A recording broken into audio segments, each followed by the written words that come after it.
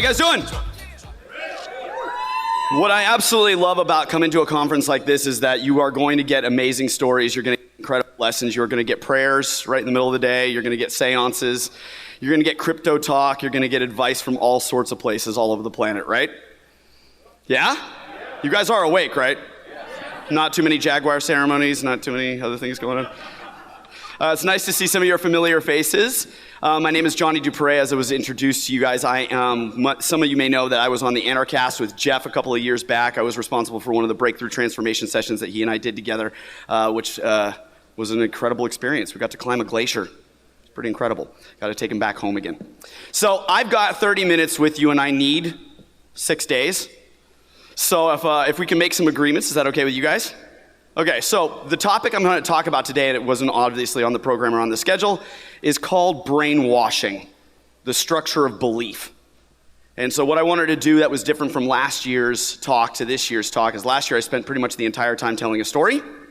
And this time I want to give you guys something that you guys can walk away with that's bite-sizable, that you can go home and use in your life to start making some changes. Anybody interested in making some changes to your life in some way, shape, or form? Unique one. I am a hypnotist and have been one since I was 11 years old. So I have a very unique take on the human mind and the unique take on consciousness, and I am now studying to get my sort of associate's kind of degree in applied neuroscience. So there will be a great many people who are at this conference can talk about belief, and they will have a unique perspective, each and every one of them. And so what I'm going to teach you guys is just my unique take on it. It is not the truth, it is a truth. But it happens to come from me working with over 1,500 clients over the last 20 years. So for me, it feels pretty educated, but you guys can come up and challenge me at any point in time. We are anarchists, after all. Yes? Agreed? Okay, just wanted to make sure. Now, the next thing I'm going to tell you is I'm going to absolutely say things that will challenge you. Without question. At some point in time, I'm going to say something in here that something inside of you is going to go, oh, that hurts a little. Good. And here's why. If it wasn't a trigger, it would be gone already, which means it's got something inside of you. So if it hurts a little, that's because it is a current truth of yours that you're probably wanting to shift or make a change or evolve. And that's what we're here for, ultimately. Yes? Can we make that agreement? Entertain me.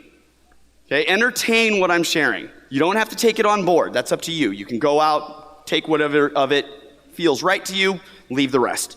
Yes? Good with being challenged? Okay, final thing. I will absolutely say stuff that's pretty dark. Okay? And every time I say it, without a shadow of a doubt, there is always some person who goes, oh, I'm sorry. Oh, God, that sucks. And then I watch them go into this, like, empathy thing. But it's really not empathy, because I'm totally great with what happened. Now, wasn't great at the time, great with it now. Yes, so can we agree that I'm going to share something dark, but I will end with a happy ending? Yes? How many people in here love happy endings? Just checking. I looked at some of the guys and they were like, oh yeah. Oh yeah. So let me say this to you. We are perfectly designed to be brainwashed. And thank God we are. Because if we were not capable of being brainwashed, we would be extinct as a species. This may not make sense right now, but by the end of this talk it will. Okay? We are perfectly designed for it. Now, I know that you probably know this, but as a species, we're relatively fragile. Everybody aware of this? You can get hit in the head with a little rock and just die, like instantly. Okay? A tiny little bacteria can seep in through one little pore in your skin and then we're dead. So it's relatively easy to kill us. Yes? So what did we have to exchange in order to take this fragility of our species and still manage to survive? And that is our ability to believe, our ability to learn. Now, how many people understand the importance of what we call the formative years? Anybody ever heard this term before? For those of you guys that don't know, the formative years in my field are 0 to 4 years old. About 0 to 4. Now, that doesn't mean you're still not forming over the course of your entire life. You are. But 0 to 4, you are literally plastic. Completely melted down plastic. And that's actually the term in neuroscience we use. It's called neuroplasticity. And what that means is that you're a clean slate. You come into the world with some genetic markers. Ever heard of epigenetics? Anybody know epigenetics? Any DNA stuff? Okay, so you do come in with a certain temperament, a certain set of DNA codes and aptitudes. But for the most part, you're a clean, perfect little being. However, you're deadly fragile. Like seriously, you sneeze on you the wrong way and the baby dies. And so what we have to do is we have to make up for that in the first 0 to 4 years by learning at an astounding rate. Yeah. You guys know this? Yes. Now here's what you don't know.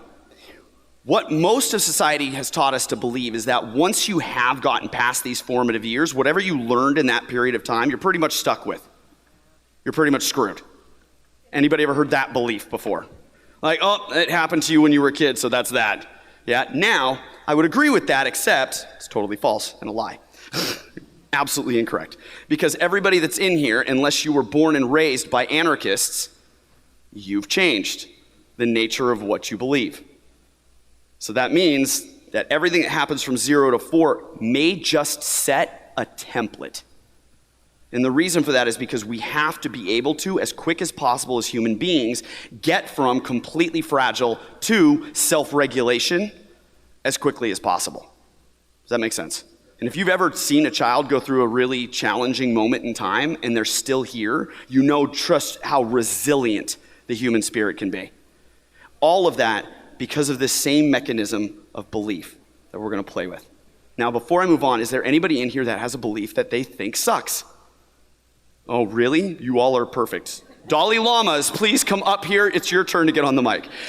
Nobody has a belief that they're like, if I could just change this thing right now, my whole life would seriously move in a different direction. No, the rest of you all are lying.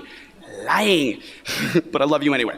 Okay, so in those first 0 to 4-ish years, and then 5 to 7 is the next sort of layer, we're growing our brain.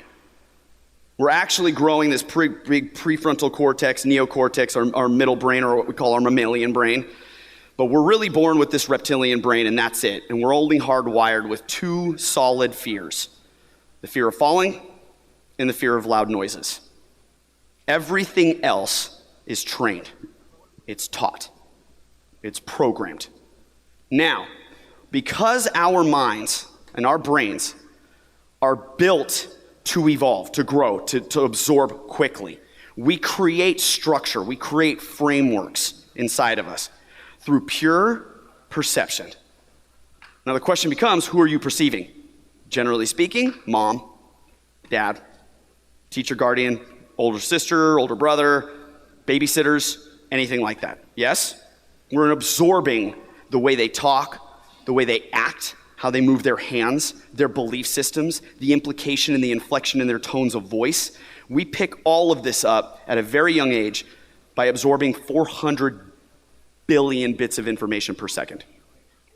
Okay, most people believe that a baby is actually in a permanent state of dream for the first 4 years of their life. That because the rest of their brain hasn't developed yet, they're literally dreaming everything, which is why right in the middle of saying something, they can go, and out. Anybody have an experience of children? Anybody have kids? And right in the middle of something, and then they're gone. And then 2 minutes later, they're wide awake and yelling. Yes? You guys with me on this? Okay, so I want to talk to you guys about the structure of belief and how we form these things, how we get acculturated into something. Okay, we need to pick up all of these different facets of what it means to be human, both psychology and sociology being most important, because if you do not have a society around you, the likelihood of you as a human surviving diminishes to almost nothing. Can't feed yourself. Make sense? With me? Everybody still with me? You guys awake? Okay, so let's talk about the structure of belief. Beliefs are made up of 2 different ways we create connections, neural connections. Okay, one is by saying this is this.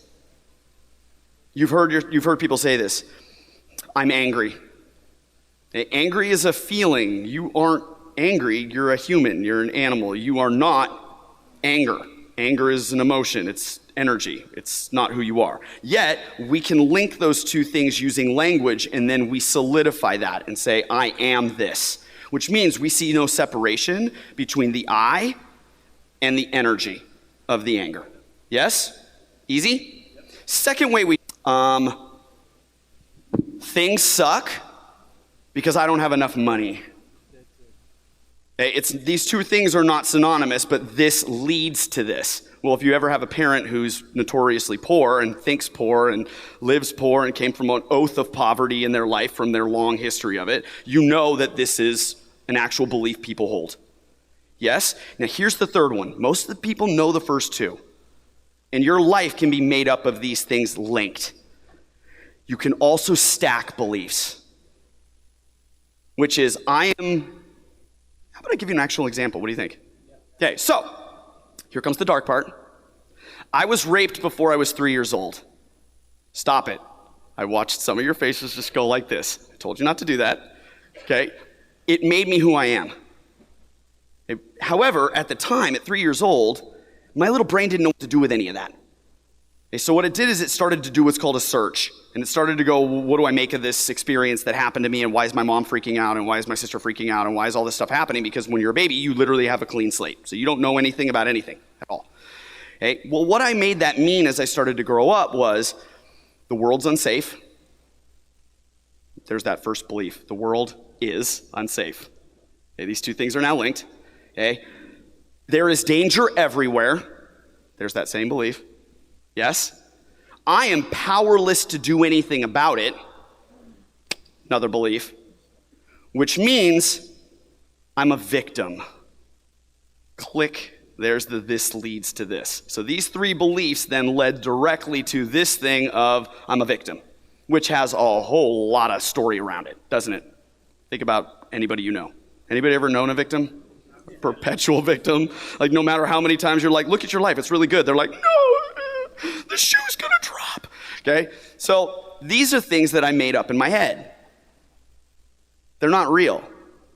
They were a story I put to the experience because I needed to learn quickly in order to ultimately attempt to survive. You with me? Now, you take this, let's call it a set of beliefs. It looks like a little spider web, the way they're all associated and connected. Yes?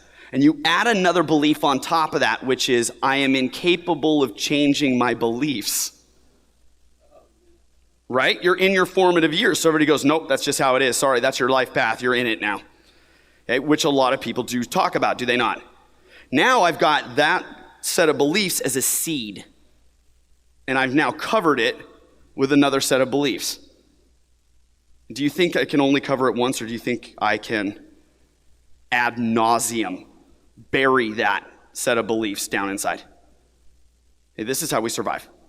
Make sense? With me?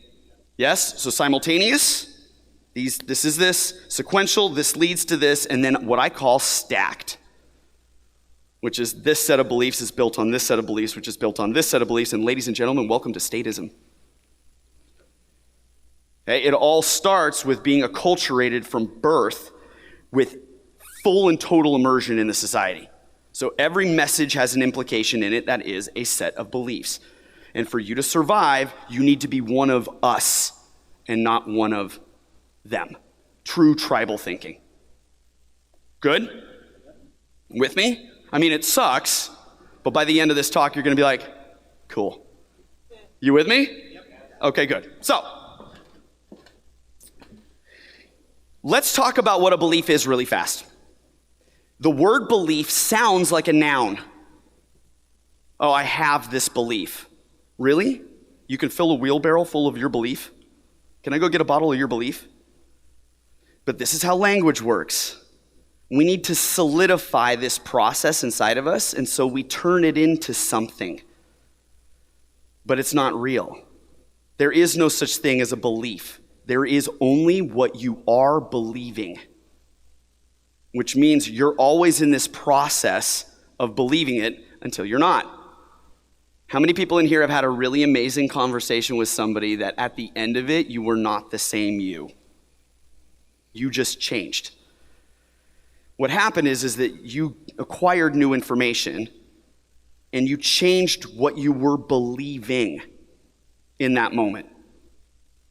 Thus, you were brainwashed by the other person into believing you're capable of being more. And then you did. Does that make sense? Are you with me on that? Yes, because I'm moving through this. I should give a 6-day class on this. Yes? Brains are not fried yet. Still with me? Okay, good. Hold on. Still with me? Okay, good. I just want to make sure. I don't want to move on because then you're going to get very confused. So, now I want to give you a practical tool on how to change these things. An actual thing you can go home with and start to change yourself. You ready? First step, awareness. You have to be aware of your limiting belief. You have to be aware that you have been believing something. Otherwise, there's no problem there. And you can't rip apart the system. So it's there and it's unconscious. It sits in the back. So the very first thing you have to do when it comes to changing a belief is bring your conscious attention to it. You want to bring your awareness to it. And as soon as you draw your awareness to it and you own it, now you can make a change to it. But until you see it as a problem, there's no reason to. It just stays back in the back doing what it's always done, which is aimed at your survival. With me? Oh, glass again. So, anybody ever heard of Carl Jung? Am I the only one? Okay. Famous psychological theorist. If you don't know who he is, please go look him up. Amazing stuff. Okay, Carl Jung actually is quoted as saying, until you make the unconscious conscious, it will direct your life. And you will call it fate. Okay, so the very first thing is awareness. Now, we don't have to do this alone, although most of us are pretty aware of these beliefs that we got going on, especially if we have good people in our life that kind of reflect back to us. You know you're thinking about this in a really weird way.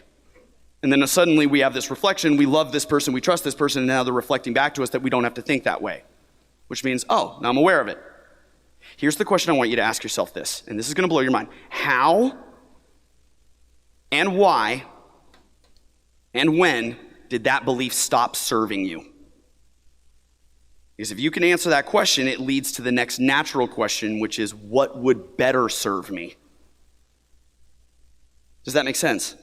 Most people just dwell on the fact that they have that belief, but they don't dwell on the fact that it's capable of being changed.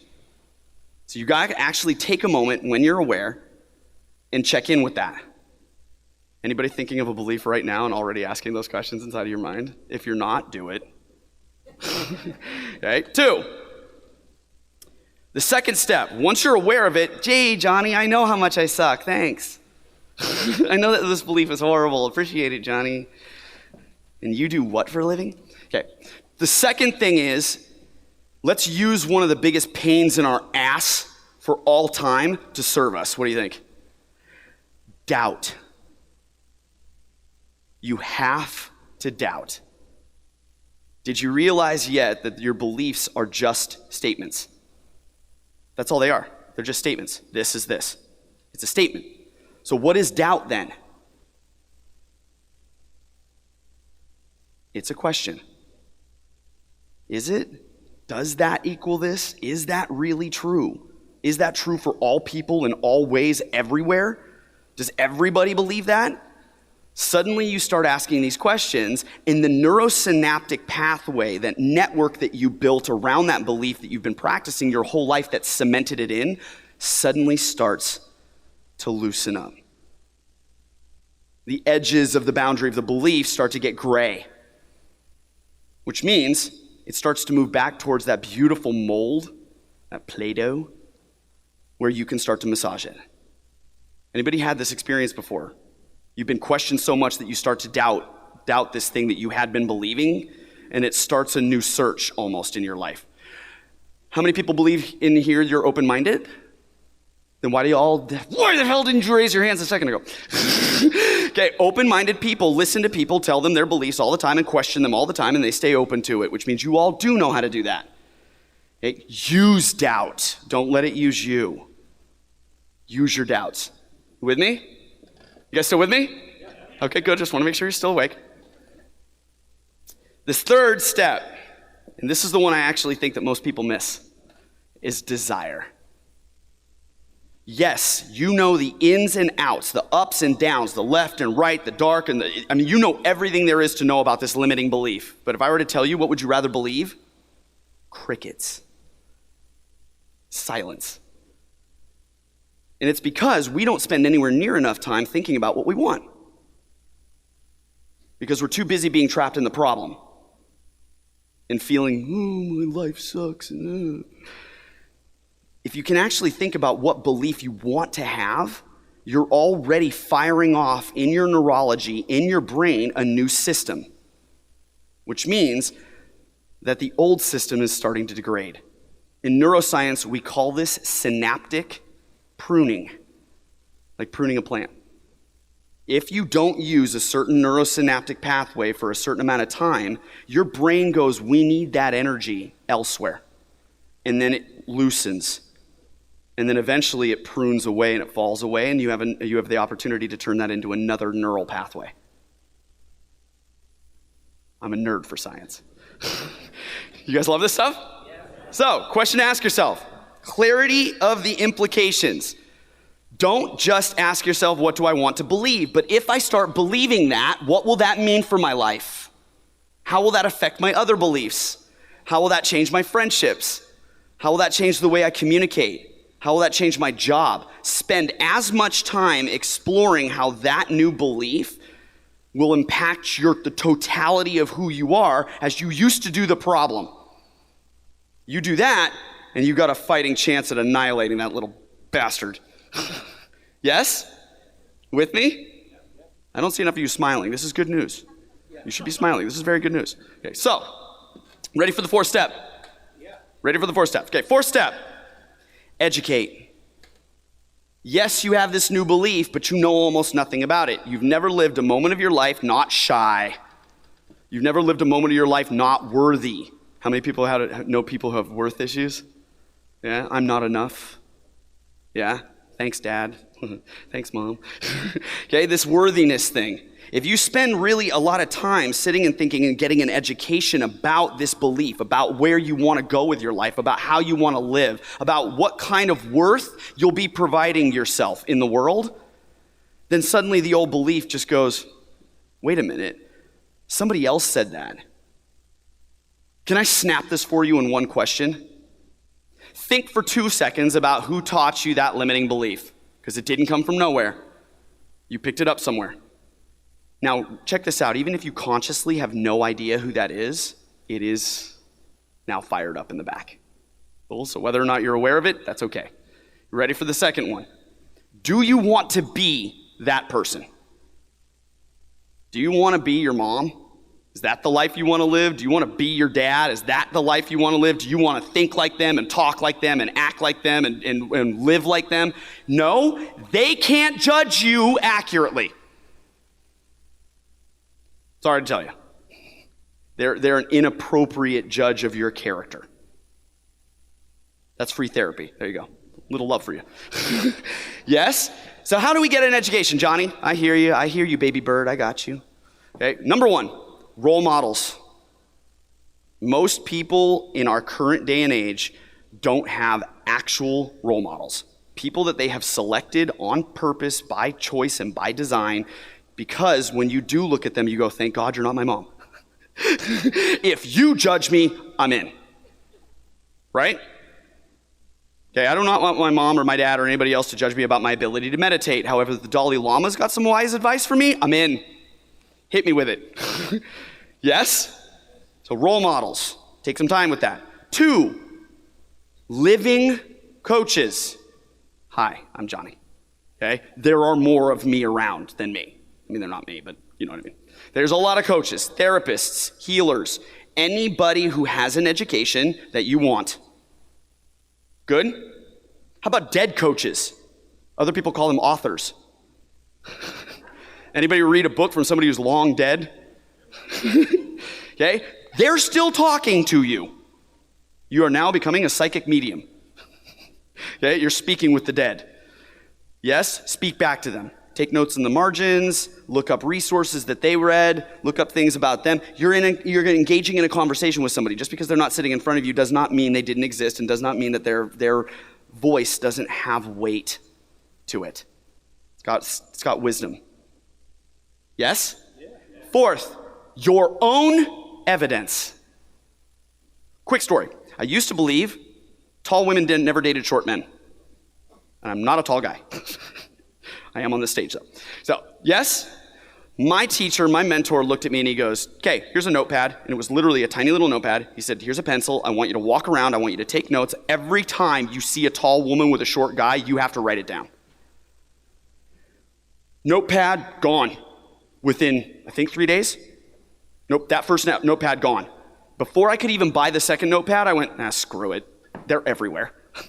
Anybody buy a specific kind of car and then start to see that car everywhere? Where was that car before that? Did you just happen to get in line at the right time to buy the same car that everybody else bought? No. We call it priming. Okay, that means inside of your mind, you're primed because it's your car now. There's an identity ownership to it, which means your brain changed its belief structure around that thing, and now you see it everywhere. How many people were annoyed? It's like, damn it, I thought I was the only one that was going to have this car. Right? And then suddenly it's everywhere. You're like, oh, dang it. Yes, you with me? Education. This includes really great conversations. Have them. Talk about it. Listen to people even though they're challenging you. Because what they're trying to do is inform you about a new belief you could have. With me? You with me? Okay, just want to make sure because this had better be processing inside of each and every one of you. This is free therapy, seriously. Okay, so, except conference costs money, but anyway. I'm not seeing any of that. Okay, so, last thing. This is the one that most people don't do. And it's the one thing that people need to do. My business partner, Marcus Oakey, we own a company called Your Charisma Coach. We actually teach people how to walk up and start conversations and build confidence and do all that really good. Come up here and do stuff like this. Yeah, Marcus likes to say the proof is in the doing. That everybody goes, no, I'll be confident when.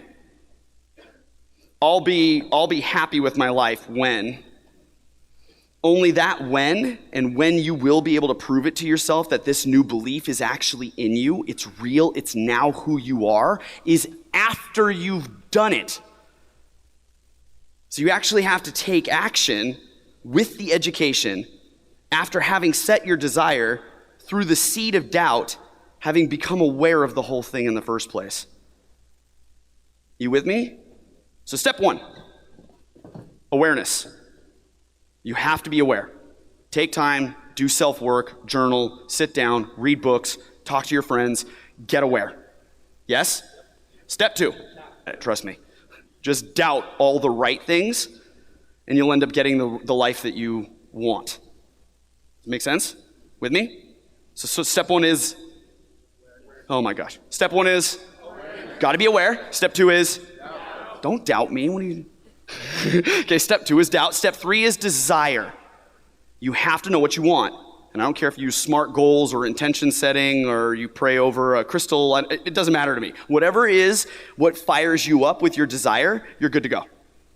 Yes? So step one is, step two is, step three is. Now say it in a desirable way. Desire. Desire. That feels good. Okay. Okay. Step four, education. Step four is education. You with me? You got to get that education. You can't know what you don't know until you know it. And if you want a new life, you got to learn something new. Flat out. Yes? You do know your friends, the friends that you love that are educated, you know, you can call them. They love you. They'll totally talk to you. Yes? Education. Okay, so first step is, second step is, third step is, fourth step is, fifth step is do it. Do it. Do it. Do it, do it, do it, do it, do it, do it, do it, do it, do it, do it, do it. I could skip the other 5 steps if you would just do it. You think I'm kidding? I'm not kidding. Those are like a grand waste of time if you just do it. Because once you do it, you give yourself the opportunity to have a new experience. New experience means new wisdom. New wisdom needs new understanding. New understanding means new things to be believing. Anybody catch the first letter on each of these? Added. You want to add a new belief into your life, this is how you do it. Okay? A.D.D.E.D. Add it to your existence. It matters. You matter. You ready for this final thing before I let you guys go and we move on to the next crazy speaker who's got something wild to say? Brainwashing. Go home and wash your brain of all the stuff that no longer works for you and serves you anymore. Everybody's so scared of brainwashing, but that's exactly what I need sometimes. I need to wash my brain of all that old crap that no longer serves my life. You want know another name for brainwashing? Learning. My name is Jonny Dupre. Thank you, guys.